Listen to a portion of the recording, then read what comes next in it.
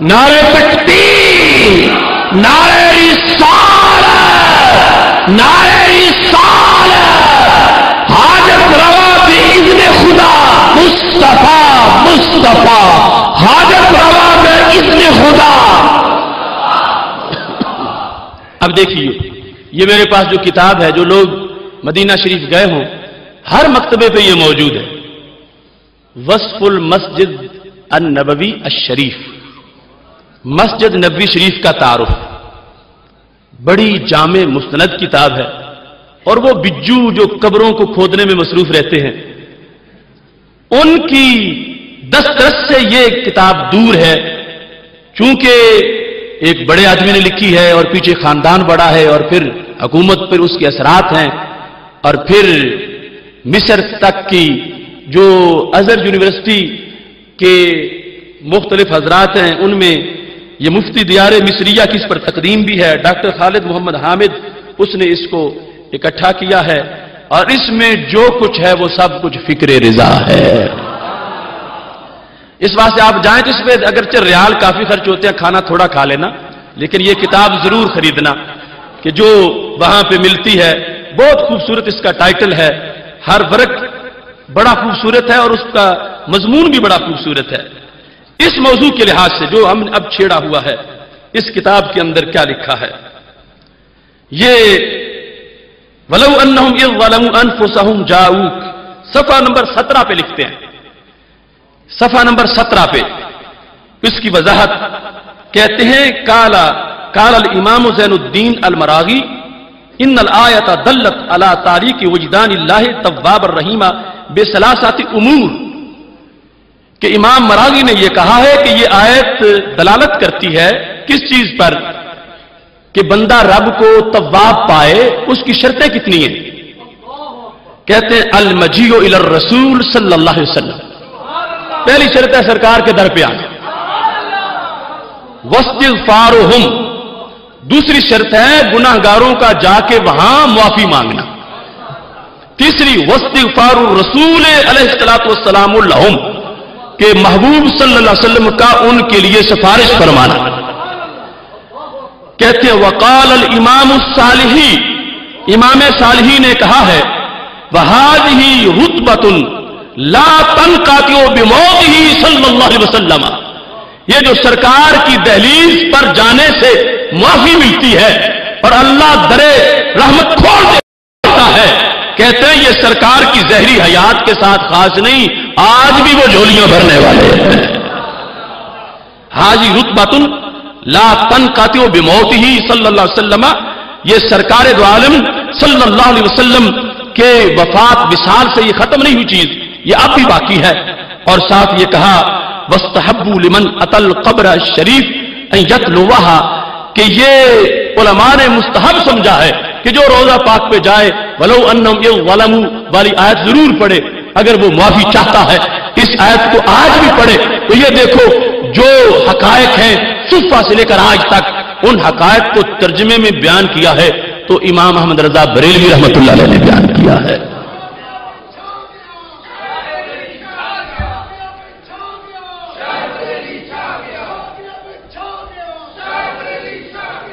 اس سلسلہ میں ابھی اس سے اگلا مرحلہ اس کے رسالت مآب صلی اللہ علیہ وسلم، اور یہاں ایک بات میں مزید ولو انہم اذ ظلموا انفسہم کے لحاظ سے کرنا چاہتا ہوں، چونکہ برباد گلستان کرنے کو بس ایک ہی الو کافی ہے، ہر شاخ کی الو بیٹھا ہو انجام گلستان کیا ہوگا۔ ایک دوسرا طبقہ اس آیت کو کس انداز میں پڑھتا ہے؟ یہ میرے پاس تفسیر صافی ہے، رافضیوں کی تفسیر، انہوں نے کہا یہ آیت جس طرح سنی پڑھتے ہیں ایسے ہے ہی نہیں، معاذ اللہ کہتے ہیں ایک لفظ یہ سارے چھوڑ جاتے ہیں۔ ان کا یہاں پر جو ہیر پھیر ہے اس کو دیکھیے، تفسیر کمی میں بھی ہے، اس میں بھی ہے۔ اس آیت کے تحت کہتے ہیں جاؤک کا جو ہے نا ولو انہم اذ ظلموا انفسہم جاؤک، اس کے بعد کہتے ہیں سنی ایک لفظ کھا گئے ہیں، معاذ اللہ۔ یہ جلد نمبر 1 ہے اور صفحہ نمبر 369 ہے، जाऊक, किसके पास आए? कहते हैं जाऊका या अली, अली तुम्हारे पास आए। और साथ लिखा है काला हा कजा नाजलत, नाजल इस तरह ही हुई थी, बाद में तब्दील कर दी गई हमारी। तो देखो मुतलकन हुब्बे अली, अली अली करना वो मेयारे हक नहीं। अब ये जो आयत में जहां सरकार की जगह लफ्ज अली लिखना चाहते हैं कि जाऊ का या अली, उनका ईमान से ताल्लुक क्या हो सकता? और अली अली तो वो भी कहेंगे कि हम तो आयतों में भी दाखिल कर रहे हैं, सिर्फ गलियों में नहीं पढ़ते। तो इस वास्ते पता चला कि हर चीज का एक मकाम है, एक मर्तबा है। सिर्फ अली अली को ना देखो, ये देखो कि हजरत अली ने सबक क्या पढ़ाया है। इस आयत में भी यानी उन्होंने कहा कि ये माज़अल्लाह हम पे इल्जाम लगा कि इन्होंने आयत बदल दी है और हमारे अली रज़ी अल्लाह तआला अन्हु का वो नाम निकाल दिया है। ये साजिशें दीन मतीन के खिलाफ हो रही हैं और इन सब के इलाज के लिए एक नुस्खा है जिसको कंजुल ईमान शरीफ कहा जाता है।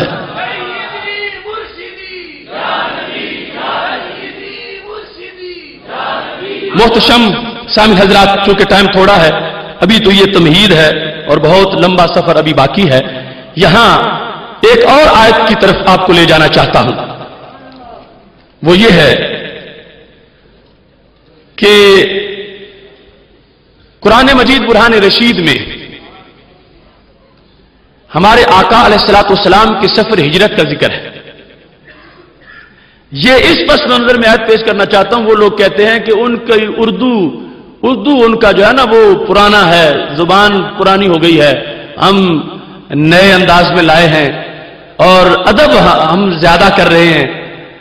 तो मैं सिर्फ एक नमूना आपको बताना चाहता हूं कि अगर जो जुबान वो पुरानी है, मगर उस पुरानी जुबान में भी शान बिल्कुल मुनफरिद अंदाज की है। इज अखरजहुल लजीना कफरू, हमारे नबी अलैहिस्सलाम जब हिजरत करके निकले, यहां पर अखराजा फेल है, फाइल हैं वो लोग जिन्होंने कुफर किया, अल्लज़ीना कफरू। बात किसकी है? बात हमारे नबी अलैहिस्सलाम की है। अखराजहू में मफूल हमारे आका अलैहिस्सलाम की जाते गिरामी है। तर्जुमे के अलावा वैसे अखराजा का माना को मुझसे पूछे तो मैं बताऊंगा कि निकाला उन्होंने, उसको निकाला उन्होंने। आयत के लिहाज से तर्जुमा वो करूंगा जो मेरे इमाम ने किया। अब देखना, अदब, सलासत, नगमगी, तरन्नुम, फसाहत और बलागत और एहतराम रिसालत, वो कहते हैं कि इरफानुल कुरान में है। मैं कहता हूं नहीं, कंजुल ईमान में है। इस अखरजहुल लजीना कफरू का तर्जुमा शाह अब्दुल कादिर देलवी ने किया। जिस वक्त उसको निकाला काफिरों ने, ये यानी उस अंदाज पर जो तर्जमे हैं वो आपके सामने पेश कर रहा हूं। शारफीउद्दीन, जिस वक्त निकाल दिया था उसको उन लोगों ने कि काफिर हुए। अशरफ अली थानवी, जबकि आपको काफिरों ने जलावतन कर दिया था।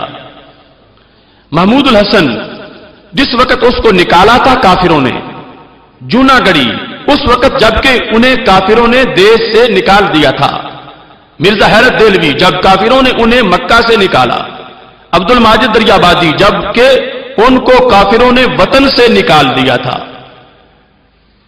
अबुल कलाम आजाद, और जब काफिरों ने उसे इस हाल में घर से निकाला था। वहीदुज़्ज़मान, जब मक्का के काफिरों ने उसको निकाल दिया।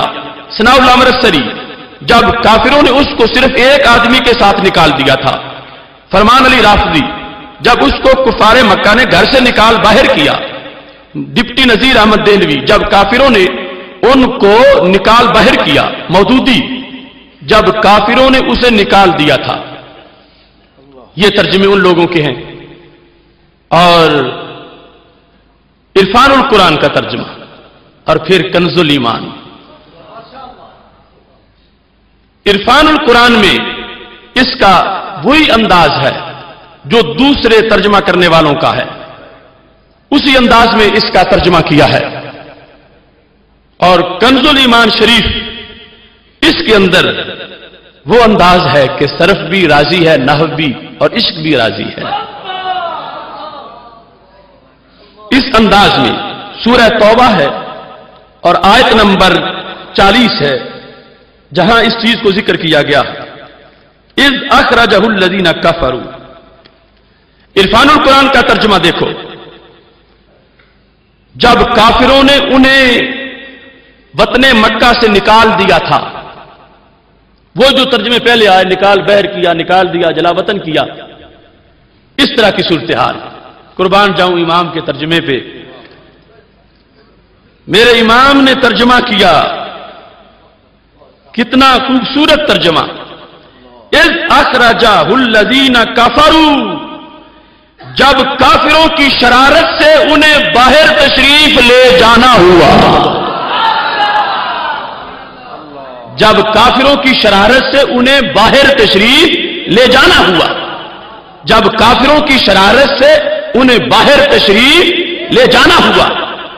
اب ظاہر ہے کہ فاعل کا بھی دیہات کرنا ہے، تو کافروں کی شرارت سے اخراجہ میں جو اللہ جینا کافرو ہے، فاعل کا ترجمہ بھی کر دیا. اور محبوب صلی اللہ علیہ وسلم آپ ہو ضمیر ہیں، تو شان رسالت اور عشق کو راضی رکھا کہ جب کافروں کی شرارت سے انہیں باہر تشریف لے جانا ہوا. حالانکہ اخرجہ متعدی ہے، خراجہ لازمی ہے، اور سارے قانون پیش نظر ہیں. اور کمال اس کا ہے کہ فاعل کی طرف بھی اشارہ کر دیا، مفعول بھی واضح کیا، اور عشق کو بھی ناراض نہیں ہونے دیا. ترجمہ بھی کیا اور ایمان کی ترجمانی بھی کی. کتنا خوبصورت انداز ہے کہ جب کافروں کی شرارت سے انہیں باہر تشریف لے جانا ہوا. باہر تشریف لے جانا ہوا، یہ ہے مقام اعلی حضرت کا، بریلی کے تاجدار کا، کہ جنہوں نے اپنے خوبصورت انداز میں حکمت قرآن کو ہر سینے تک پہنچا دیا ہے. اس سے اب اگلا مرحلہ. اب یہاں پر ایک بار پھر اس طرف آپ کو لے جانا چاہتا ہوں. یہ شان رسالت کے بیان میں جو یہاں اس شخص نے دعویٰ کیا اپنے ترجمے کے لحاظ سے، اور ایک مزے کی بات یہ ہے کہ عرفان القرآن کی داغ بٹھانے کے لیے وہ بھی اگل گیا جو کبھی اگلتے ہی نہیں تھا. آج اس کے چیلے کہتے ہیں اس نے اتنی کتابیں لکھی ہیں، ہم کہتے ہیں کہ کسی سے لکھوائی ہیں، اور نام اپنا لکھا ہے. نام خود لکھا ہے اپنا، مگر کتابیں ریسرچ ورک، کمپنی ورک ہے. ریسرچ سکالر ہے، اسسٹنٹ سکالر ہے، ریسرچ اسسٹنٹ ہے، اور کام وہ کرتے ہیں، اور پوری ٹیم ہے، بہت بڑی بڑی تنخواہیں ہیں. ہاں یہ ہے کہ تنخواہیں یہ دلواتا. اب اس کے ساتھ جو صورتحال ہے وہ کہتے نہیں نہیں تم حسد کرتے ہو، تم یہ کرتے ہو، تم وہ کرتے ہو، تم ایسی باتیں اپنا قد اونچا کرنے کے لیے کرتے ہو. تو میں کہتا ہوں حسد رشک تو اس سے کیا جائے جس میں کوئی حسد رشک والی چیز ہو. جو غازی ممتاز حسین قادری کو قاتل کہے اور سلمان تاثیر کا ساتھی بنے، اس پر رشک کون کرے؟ رشک ہوتا ہے کسی وصف پر. یہ کس چیز کا خواب دیکھتے ہیں لوگ؟ اب دیکھو، ہم کہتے تھے تو جھگڑتے تھے، تو اس کی زبان سے آپ کو سنوا دیتے ہیں کہ جس نے یہ کہا کہ یہ صرف عرفان القرآن میں نے آپ لکھا ہے، باقی جتنی میری کتابیں ہیں وہ ریسرچ سکالر ہیں، انہوں نے کام کیا ہے، لہذا وہاں اگر غلطیاں نکلتی ہیں تو ان کی طرف منسوب کرنا، یہاں کوئی نہیں نکلے گی، یہ میں نے آپ کیا ہوا. اب اس انداز میں، اور جو آپ کیا ہے جیسے کیا ہے وہ آپ دیکھ ہی رہے ہیں. یہ تو اس طرح کے 20 کنز الایمان سیمینار ہوں گے تو پھر موضوع پورا ہوگا. اور ابھی تو ہمارا انشاءاللہ عقیدہ توحید سیمینار ہوگا، اور آج داتا کی دہلیز پر اس کا پہلا اعلان کر دیا کہ انشاءاللہ ہفتے اتوار کی درمیانی رات لاہور داتا کے دیش میں چوتھا عقیدہ توحید سیمینار منعقد کیا جائے گا انشاءاللہ. اب اس مقام پر یہ چیز جو میں نے آپ کو کہی، اس پر اسی کے لفظوں سے بات بتاتا ہوں. نمبر 1 سے اس چیز کو شروع کریں تاکہ لوگوں کو پتا چلے کہ کوئی کتنا کام کرتا ہے اور کتنا کسی سے کروا کے اپنے نام کرتا ہے۔ حدیث کا کام، دیگر کتابوں کا کام، باقی تحقیقی کتب کا، اس کام کا ہمارا جو طریقہ کار ہے وہ مختلف ہے۔ اس سارے کام کو میں ایک ٹیم ورک کے طور پہ مکمل کرتا ہوں۔ ٹیم ورک کے طور پر پروجیکٹ ہم بچوں میں ریسرچ اسسٹنٹس ہیں، ریسرچ اسکالر ہیں، یہ ساری ریسرچ انسٹیٹیوٹ میں ان میں پروجیکٹ وائز تقسیم کیا ہوتا ہے۔ اسپیڈ ورک کرتے پھر میرے پاس لاتے، میں اسپیڈ ورک کر کے ان کو دیتا ہوں، یہ میرے پاس لاتے ہیں، پھر میٹیریل دیتا ہوں، پھر بکس دیتا ہوں، مسودے دیتا ہوں، یہ ریسرچ کرتے ہیں، اس کو رائٹ ڈاؤن کرتے ہیں، کچھ کیسٹوں سے لکھنے والا ہوتا ہے، کچھ کتابوں سے، تو وہ آنا جانا میرے طرف ان کا رہتا ہے اور میری ہدایت میں یہ کام تکمیل پذیر ہوتا رہتا ہے۔ جب آخری مرحلوں کے قریب آتا ہے تو پھر میں باری باری ایک ایک پروجیکٹ کو سہارا لے لیتا ہوں تکمیل کرنے کے لیے۔ تو یہ موضوعات اس طرح ٹیم ورک کی شکل میں ان ریسرچ اسکالرز کے ساتھ ہر پروجیکٹ کو سیپریٹ کر کے تو میں اس طرح چلاتا ہوں۔ ترجمہ قرآن اور تفسیر قرآن کا کام ایسا ہے کہ جس میں کوئی ٹیم ورک سرے سے انوالو نہیں ہوتا۔ دوبارہ سنا دیں ایک مرتبہ تاکہ سب کو پتہ چل جائے اچھی طرح۔ حدیث کا کام، دیگر کتابوں کا کام، باقی تحقیقی کتب کا، اس کام کا ہمارا جو طریقہ کار ہے وہ مختلف ہے۔ اس سارے کام کو میں ایک ٹیم ورک کے طور پہ مکمل کرتا ہوں۔ پروجیکٹ ہم بچوں میں ریسرچ اسسٹنٹس ہیں، ریسرچ اسکالر ہیں، یہ ساری ریسرچ انسٹیٹیوٹ میں ان میں پروجیکٹ وائز تقسیم کیا ہوتا ہے۔ اسپیڈ ورک کرتے پھر میرے پاس لاتے، میں اسپیڈ ورک کر کے ان کو دیتا ہوں، یہ میرے پاس لاتے ہیں، پھر میٹیریل دیتا ہوں، پھر بکس دیتا ہوں، مسودے دیتا ہوں، یہ ریسرچ کرتے ہیں، اس کو رائٹ ڈاؤن کرتے ہیں، کچھ کیسٹوں سے لکھنے والا ہوتا ہے، کچھ کتابوں سے، تو وہ آنا جانا میرے طرف ان کا رہتا ہے اور میری ہدایت میں یہ کام تکمیل پذیر ہوتا رہتا ہے۔ جب آخری مرحلوں کے قریب آتا ہے تو پھر میں باری باری ایک ایک پروجیکٹ کو سہارا لے لیتا ہوں تکمیل کرنے کے لیے۔ تو یہ موضوعات اس طرح ٹیم ورک کی شکل میں ان ریسرچ اسکالرز کے ساتھ ہر پروجیکٹ کو سیپریٹ کر کے تو میں اس طرح چلاتا ہوں۔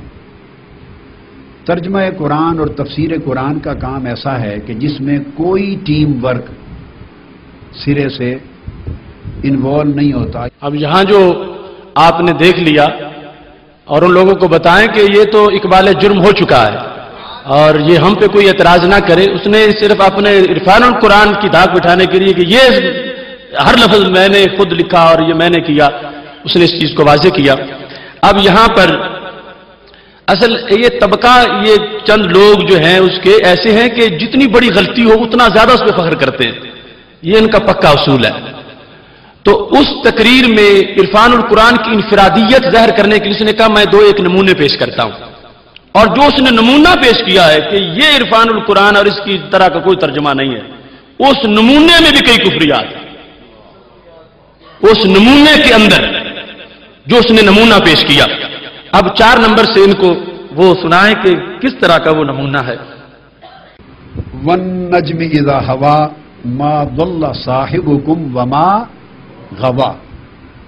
اردو کے تراجم دیکھے تو کوئی کر دے تمہارے رفیق، کوئی کر دے تمہارے ساتھی۔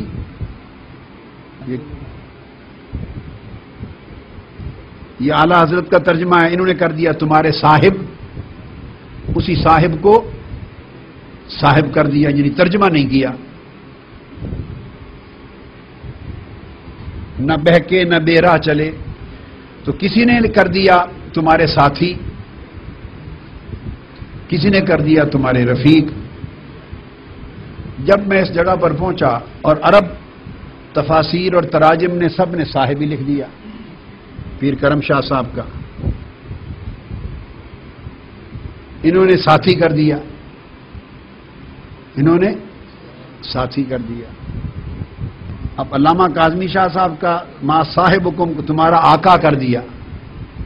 اب لفظ آقا میں اپنی جگہ ادب احترام تو ہے، مگر وہ ترجمہ تو نہیں بنتا۔ میری بات آپ سمجھ گئے نا؟ وَالنَّجْمِ إِذَا هَوَى مَا ضَلَّ صَاحِبُكُمْ وَمَا غَوَى۔ اردو کے تراجم دیکھے تو کوئی کر دے تمہارے رفیق، کوئی کر دے تمہارے ساتھی۔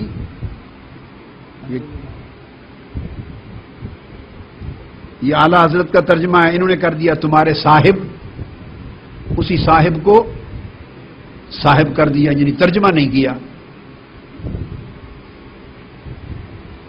نہ بہکے نہ بے راہ چلے. تو کسی نے کر دیا تمہارے ساتھی،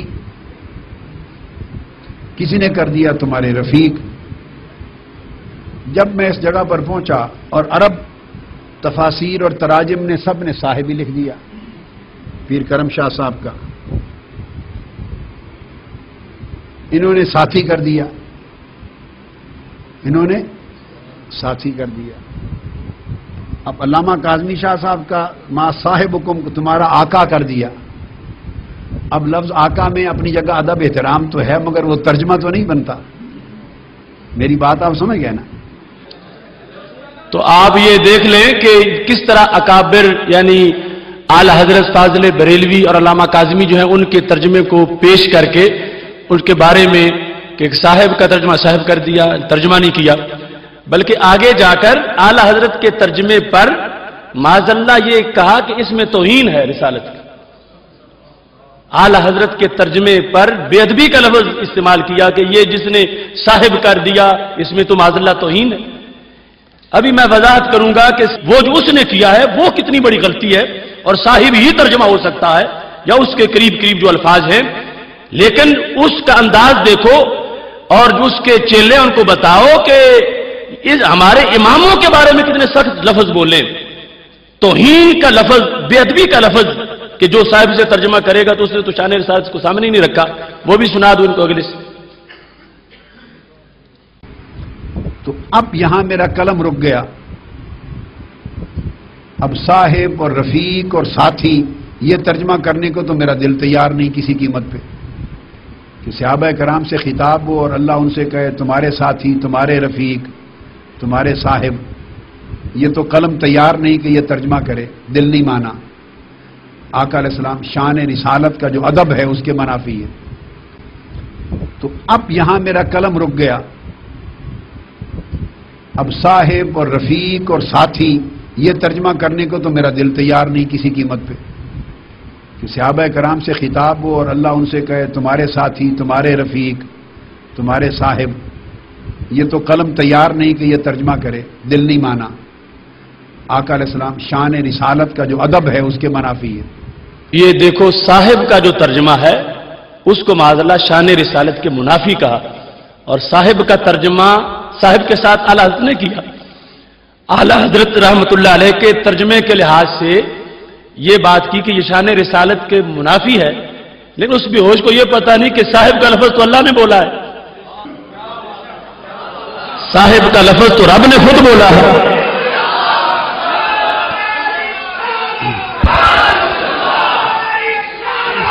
یا رسول اللہ، یا رسول اللہ. نعرہ رسالت، نعرہ رسالت، فیض رضا، فیض رضا، فیض رضا، للکار ہے، للکار ہے.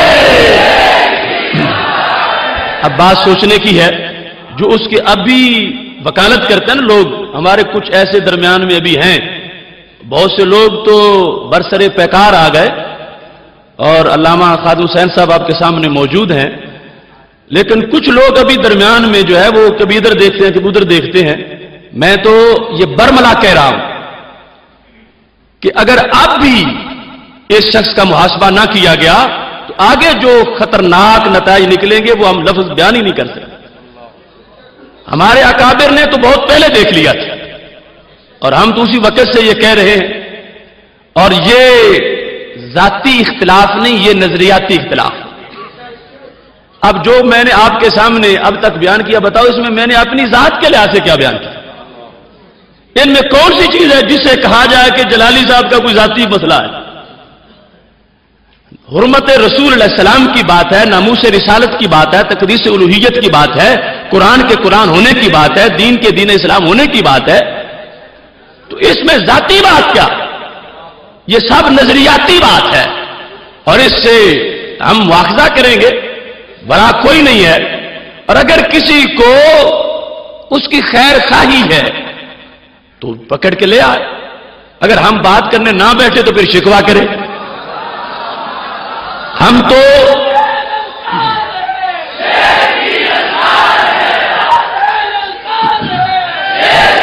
للکار ہے حق کا دائی حق کا واصل.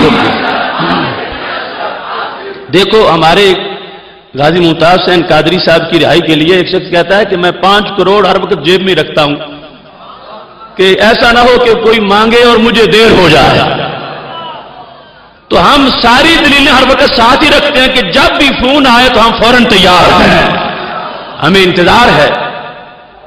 قرآن سے سنت سے دلیل سے بات ہوگی. لیکن یہ جو درمیان میں لوگ ہیں وہ اپنے چپ کا روزہ توڑے تو صحیح, اس کو بلاتے کیوں نہیں؟ آخر امت کا مسئلہ ہے. اور یہاں کوئی اس کو کھا نہیں جاتا. اس کو پتا چلے کہ باہر بیٹھ کے دہشت گردی کے خلاف فتوے دینا اور ہوتا ہے اور بمبو دھماکوں کے درمیان بیٹھنا اور ہوتا ہے. تو محتشم سامعین حضرات, اس نے ساری صفائی کر دی. وہ روئے زمین پر کوئی ترجمہ نہیں, اور پھر بطور خاص اعلی حضرت رحمت اللہ علیہ کا نام لے کے کہ جس ترجمے نے کروڑوں ایمان بچائے ہیں, صرف اس کو مسترد ہی نہیں کیا, ساتھ توہین رسالت کا لفظ بھی بول دیا کہ منافی آداب رسالت.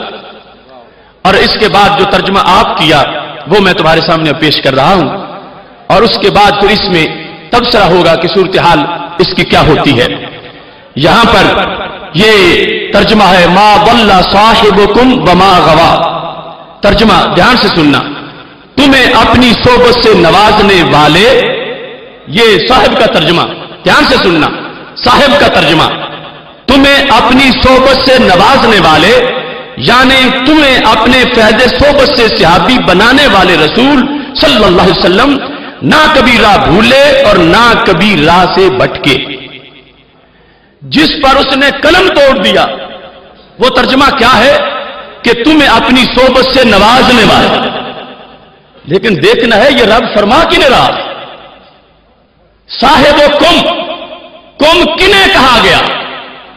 کم کون ہے؟ کم کنہیں کہا جا رہا ہے؟ تو اس چیز کو سامنے رکھو گے تو پھر پتہ چل جائے گا کہ اعلی حضرت نے صاحب کا ترجمہ صاحب کیوں کیا, اور اس شخص نے صحبت سے نوازنے والے کہہ کے مشرکوں کو صحابی کہنے کا قول کیوں کیا ہے. اب یہاں پر یہ انداز چونکہ قرآن مجید برہان رشید میں متعدد مقامات پر اس لفظ صاحب کا استعمال کیا گیا ہے. یہاں تفسیر ابن جریر سے خطاب کس کو ہے یہ معین کروں گا, اور پھر قرآن کی قرآن سے تفسیر کر کے یہ بتاؤں گا, آیات قرآن سے ثابت کروں گا یہ شخص نے لفظ صاحب کا ترجمہ غلط کیا ہے, اور اعلی حضرت نے صاحب کہہ کے قرآنی علوم کو بیان کرنے کا حق ادا کر دیا ہے.